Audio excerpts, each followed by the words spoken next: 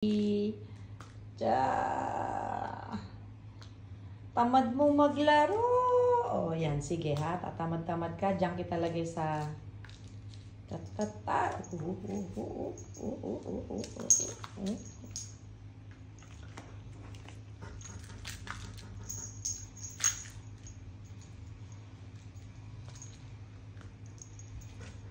Lalaro po kami ni Mochi at nagparamdam sa akin na gusto niya maglaro. Ako yung pinag-iikot-ikutan. Ganyan siya. Diyan lang po kami naglalaro. Mas may matutulog na siya kasi kakain niya lang. Gusto maglaro, nag-aharot eh. Whoop. Pag dito, hinalungkat niya yun. Pag dito, nag-respond siya. Na-irritate siya.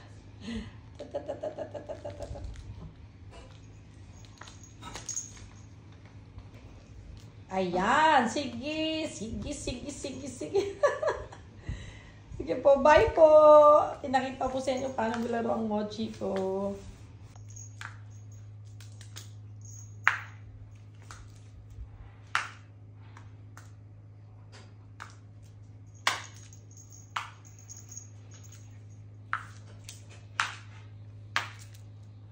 Tamad na naman.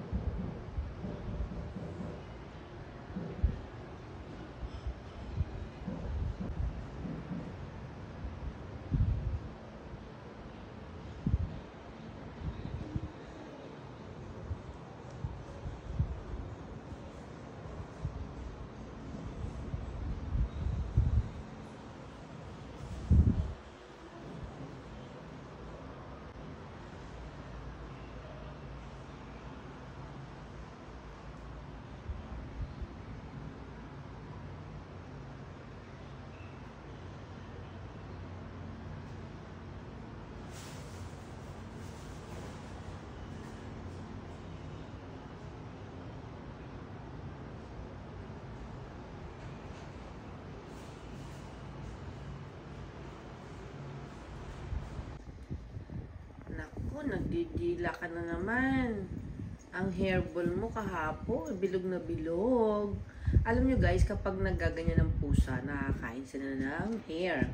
So, may hairball po talaga ang pusa. As in ball.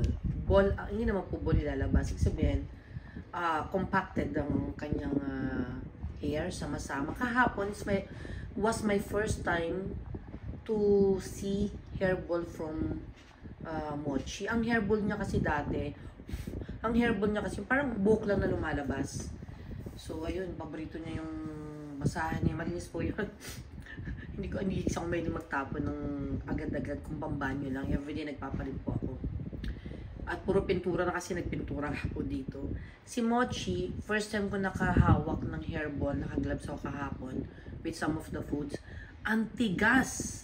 So, 1 year and 4 months na to. Ang hairball niya dati, parang yung mga loose hair lang.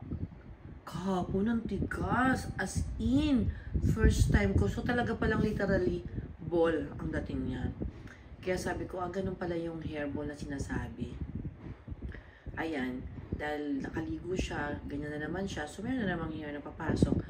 Aagapan nyo lang kasi sa mga nag-aalaga ng pusa, yung hairball na sinasabi ko, kapag hindi po lumabas, danger naman din po sa pusa yan. Mag-i-stuck po yan sa stomach nila, which is not so big naman ang stomach nila. Kaya pala minsan, ang cat, pag may gawa ng pagkain, kakain ng kontes, iiwanan. So, kasi nagiging bloated sa loob yon or masyadong kumakain ng space ng stomach, instead of feeling nila kakain pa sila, feeling na nabubusog, panadagdagan ng konting pagkain kasi nandun yung hairball. May binibigay pa ako sa kanya na parang gel. I bought it from TikTok. So, you guys, if you want to know, you can PM me. And actually, nasa TikTok naman yung parang gel na toothpaste. Doon po lumabas yung kanyang hairball na buong-buo talaga. And I'm so happy now. He really wants to eat every time na lang. Gluten itong batang to eh. Sige na po. Try pupunta ng Cartimar. I will buy little sun sa kanya. Siyempre, shopping para sa baby. Bye everyone. Good morning.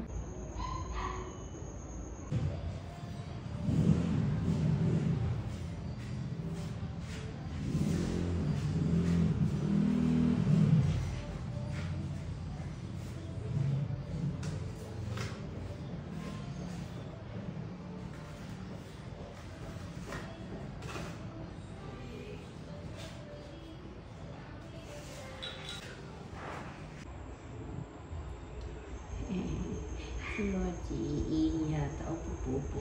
Concentrated. Woo! Ang kulit! Oh, yun. Oh. Guys, oh, kahit masyadong busy ako, kailangan nakikipaglaro din po tayo sa mga pets natin. Ayun, kanina tinugtugan ko siya after kong mag-dancing.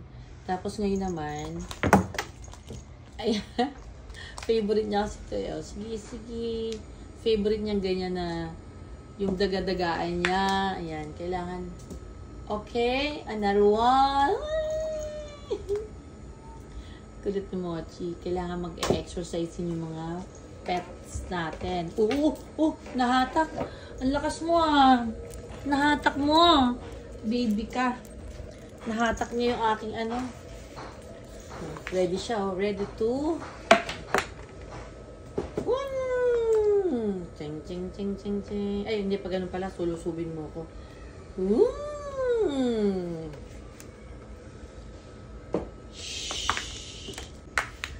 Alam niyo po ba yung red na yan? Paborito kasing tapakan ko yan. Naging paborito niya na pakakainin ko siya doon sa malayo. Dadalhin niya yung pagkain niya dyan. Kaya maya na lang, naglalaban na lang ako ng pulang yan. Ewan ko, paborito ko kasi. Ay, oy, kita po totoy mo, oh. Ano ba yan? Mochi! Kulit!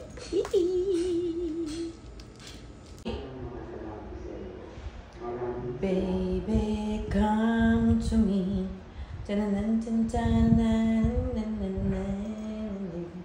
Kung sa kanyang pupuan, bago siya umupo dyan, katakot-takot na amoy ang ginawa niya. Ngayon sinubukan niya.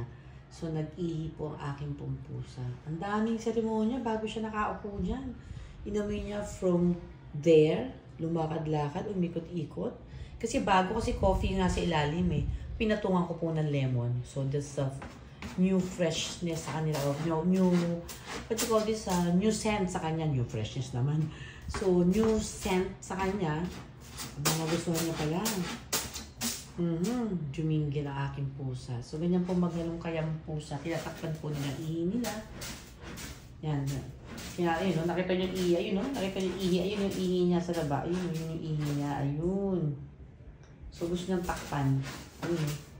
Hindi niya naman natatakpan. Ayun. Mulot-ulot pa. May lemon ba? Parang coffee pa na naaamoy ko. O sige, ayusin mo na muna yan. Kami, linisan ko lang ng puwet niyan. Parang baby talaga. Ako, happy na naman ang pusa ko. Nag-grocery na naman po ako sa kanya. Pamahal ka na ng pamahal. O, ito pa. Ang dami ko pa pala dito. Ayan. Sige. O, ayan na pagkain mo. Yan, betlog mo. Betlog ba yan? Ha? Ano? Matulog ka, ha? Psst, uy. Psst. Matulog ka, ha? Aba, sinupladahan pa ako. Aba, yun. Ginawaan to kanta. Matulog ka, ha? Uy. Psst. Psst. Aba. Psst. Tutulog ka, ha? O, sige. Matulog ka dyan. Ang dami mong, drama dyan. Tulog ka dyan. Yung buntot mo, pag ganyan-ganyan pa, Mother's Day nga. Dapat pinapatulog mo ako. Ano regalo mo sa akin? Oy, psst. Psst, uy. Ano regalo mo sa akin? Bakit ka lang? I love you. Ooh, I love you. May pakis-kiss pa. Mo. Ayun na, tulog na. Bye. O, ano, Mochi? Uy. Ano gusto mo? Nagtatarampurong ka dyan. Mahal na araw ngayon. Hindi tayo pwedeng masyadong magulo, maingay. O, ayaw. Gusto maglaro? Laro ba ng laro, ha? O, ang buntot. Kumagkawag-kawag na lang dyan. Mochi? O, ayun ang laruan mo. Ayun, nagkalat-kalat na.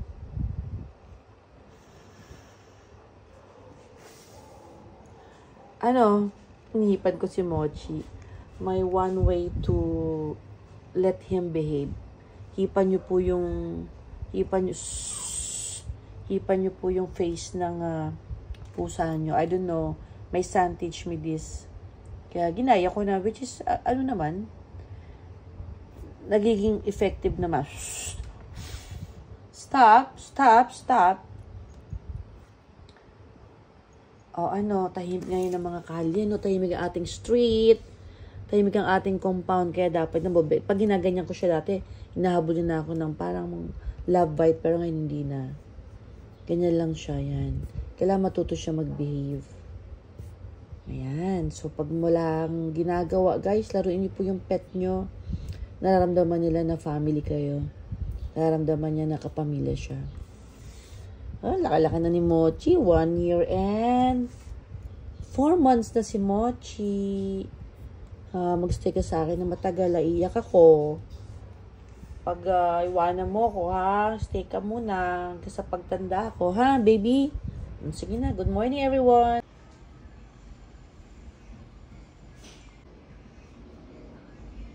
Chismoso talaga. Oh, grabe, oh. Walang kakurap-kurap ng mata nito. Grabe ka, Mochi. Palibasa may pusa sa kabila, sa tapat namin, eh. Pag gumagalo yung pusa, nakikita niya, eh. Kahit silhouette yung cortina ni teacher. Grabe.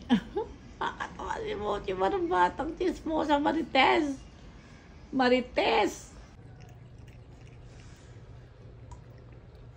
Morning, Mochi. Pagising ko, pagbukas ko ng door, nag-aantay na po siya. Sabi, meow. Oh, he's very hungry na. So, ang kinakain niya po, meron pong kalabasa, may pipino, at merong cat pet foods po. So, nagkakaroon siya ng iba't ibang variety ng food niya para hindi po siya magsawa. Ayan. Tumaba si Mochi ngayon talaga. Puro kain, eh. Hilig kumain. Okay lang yan, Chi. Balang araw, magkakahiwalay din tayo. Darating ang time. Iiyak ako o ikaw ang iiyak? Ayoko dumating ang time na gano'n na hindi ko nabigay ang the best sa'yo. Mahal na mahal kita, Mochi. Mahal na mahal ka namin ang daddy mo. So, the best ang ibibigay namin sa'yo, Chi, ay? Vitamins mo, nandyan din lang. Kain ka lang. Morning po lahat sa inyo. Ayan po si Mochi. Wow, ang galing. Paano ako makakapagbasa niyan? Paano makakapanood ng Netflix? Ang gulo naman ng bahay. Sa pag-aayos, nandyan ka pa. Wow. Hindi ikaw na, Mochi. Panalo ka talaga. Panalo ka talaga. Spoiled na spoiled ka talaga. Grabe.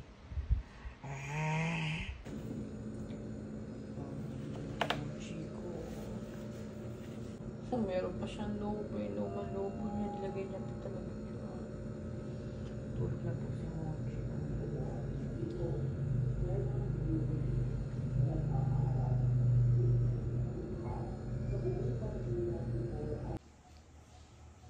Mochi. Mochi, love you. Mochi. Ay, nagsusuplado naman to si Mochi na to. Mochi. Mochi. Hi. Ang baby. Ay, lumapit na sa akin. Baby. Laki-laki na ng anak namin. Daddy, Yung isa naman serious. Ano ba kayo? Ang hirap nyo pala alagaan. Dalawa kayo magsasama. Mochi. Uy, sarap naman siya sa massage ng mami niya. Bagong ligo si Mochi. Napagod. Nagkapagod ka sa paglalaro? Guys, alam niyo po, ang sabi po, kapag po ang alaga nyo hindi nyo nahahawakan sa ilong, hindi po sila kampante sa'yo. Medyo umiilang-ilang si Mochi. Teka lang po. Mochi. Yan nakita niyo po yan. Hawakan niyo po ilong ng alaga niyo. Pag kampante po siya sa inyo, at wala po silang stress na nararamdaman, papahawak niyo po ang kanilang ilong. Love you, Mochi. Ayan, humihiga na si Mochi. Nakikipaglaro na naman. Mochi, ano ginagawa mo naman dyan sa bintana? Ha? Ba't nandyan ka? Ba't nandyan ang baby ko?